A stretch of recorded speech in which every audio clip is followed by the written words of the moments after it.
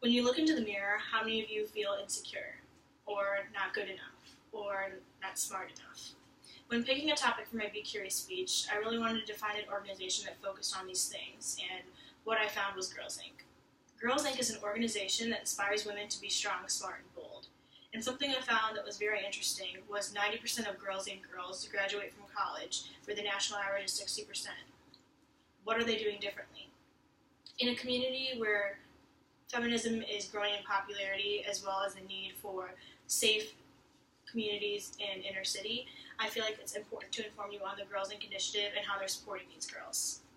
Like I said, Girls Inc. is an organization that inspires women to be strong, smart, and bold. So the environment they're creating essentially is a girls-only environment. And in this environment, they're allowing these girls to be themselves, as well as giving them a support system they might not otherwise have. In this environment, they're teaching them a ton of life skills, as well as college preparation type things, and really pushing them to be the best versions of themselves. So essentially, Girls Inc. is helping girls from inner city, but also girls from low-income families, and just giving them a safe place to be themselves. So you might be wondering what strong, smart, and bold they're talking about.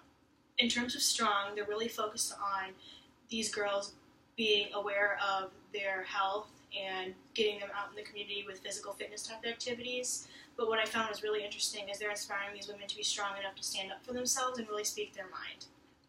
In terms of smart, they're really just educating these girls on different career options they might not have been thinking from the home lives they've been coming from, whether that be math or science related or art related, just really pushing them in those ways.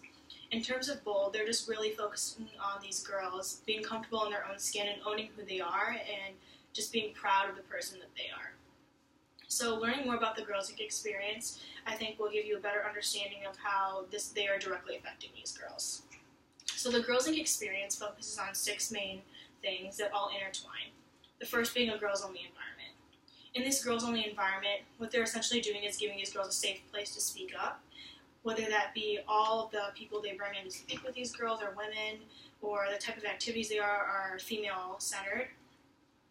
In terms, their second activity is mentoring relationships. So really they're having that one-on-one connection with the girls, and the leaders that they have are being that person that they turn to for advice. Another thing that they really focus on is intentional programming. So the programming they're giving to first and second graders isn't going to be the same programming they're giving to 12th grade girls in high school. And they're just really focusing on giving them those tools that they need. And what connects to that is having a research-based curriculum. So they do research based off the section in which these girls are coming from, and really centering and tweaking their programming based off what these girls need in the communities that they come from.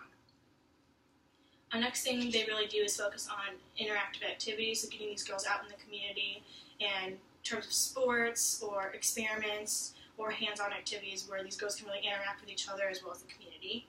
And lastly, they focus on sustained exposure. So the same leader they have in first grade is the same one that's going to walk them out of high school, 12th grade year, and just really giving them that connection and really creating a really safe environment for them.